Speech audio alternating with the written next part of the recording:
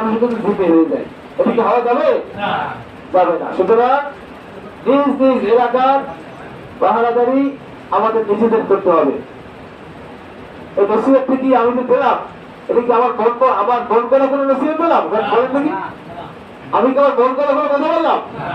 এইগুলো যদি করতে পারি তাহলে আমি মোত্তাকি হইলাম। কেন মোত্তাকি হইলাম? আমি আল্লাহকে ভয় পাই আর কাউকে ভয় পাই না।